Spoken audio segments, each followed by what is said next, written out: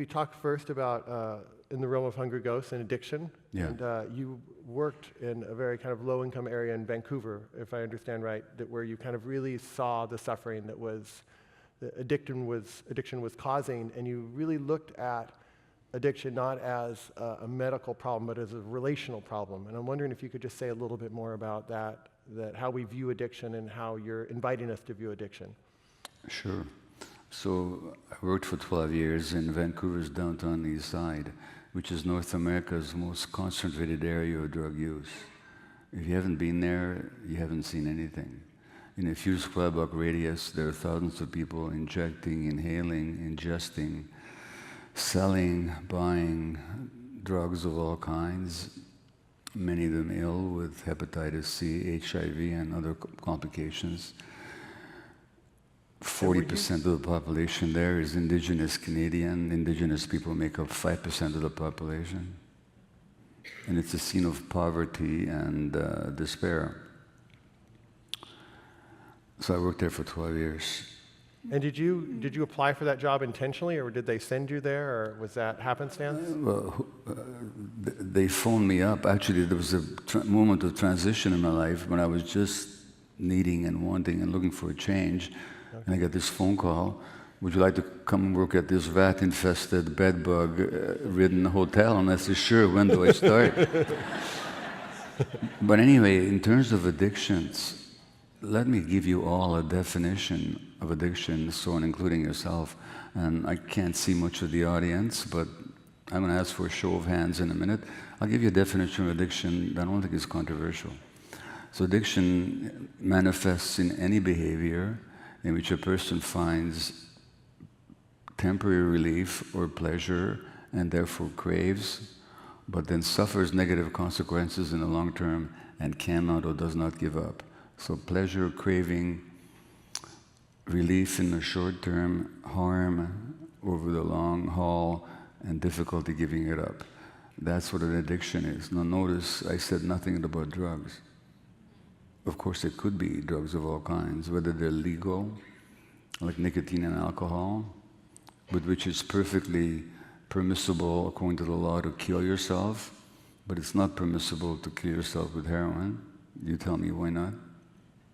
So it could include substances, but it could also be gambling, sex, pornography, shopping, work, eating, bulimia, gaming, internet, cell phones, extreme sports. I could go on. The issue is not the behavior as such. The issue is your relationship to it. If there's pleasure, relief in the short term, and therefore craving and harm, and you don't give it up, you got an addiction. So here's what I'm asked now. If according to that definition, you recognize, anybody here in the audience or on stage, within yourself that you've ever had some addictive pattern in your life, just raise your hand, okay? All right, good. Well, that's how common it is. And here's what I'm going to ask you now. So since you raised your hand, I'm not going to ask you what your target of addiction is, what the behavior or whatever it was, but I'm going to ask you, what did it do for you in the short term? What did you like about it? Not what was wrong about it, what was right about it? It made me feel more relaxed. It made me feel like I had power. It made me feel like I could talk to people, I could party, I could dance. I mean, there's probably lots of things, right? So relaxation, you said? Yeah. More power? Yeah. More sociability? Yeah. All right. Par for the course. Other people will say stress relief. They'll say soothe the pain. It numbed me. It distracted me. It helped me escape from uncomfortable emotions. The lack of power, lack of relaxation, social isolation, distress within oneself, these are all forms of emotional pain. So my mantra is, don't ask why the addiction, ask why the pain. Now, in other words, the addiction, this whole medical idea, first of all, the social idea of addiction as being some kind of a choice. You know, Nancy Reagan would put these signs on the highways, just say no. Okay, just say no to relief of stress and pain. Just say no to social connection. Just say no to stress relief. That's what those signs really meant. But here's the point. That's the social idea, which is that it's a choice. It's complete. And the whole legal system is based on it.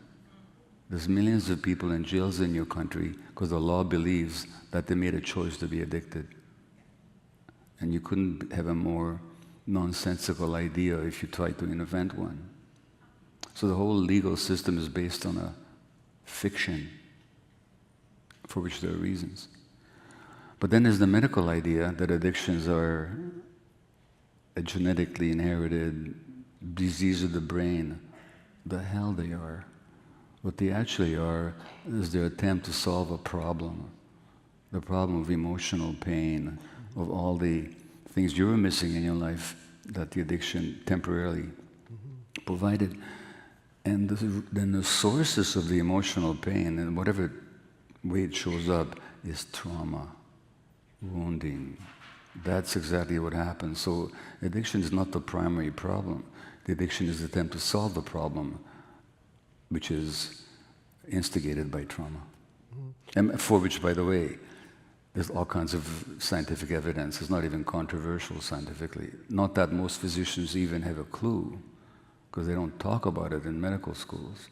That's all over the subject. Yeah. And I think actually that's what, when I talk to people, Gabor, some of what people are so drawn to your work and to your voice is because they don't feel like a loser as much anymore. They reorient, they reframe how they see themselves, because the society would see themselves from that old model that if you have an addiction, there's something inherently wrong with you. You don't have enough willpower. You don't have enough strength.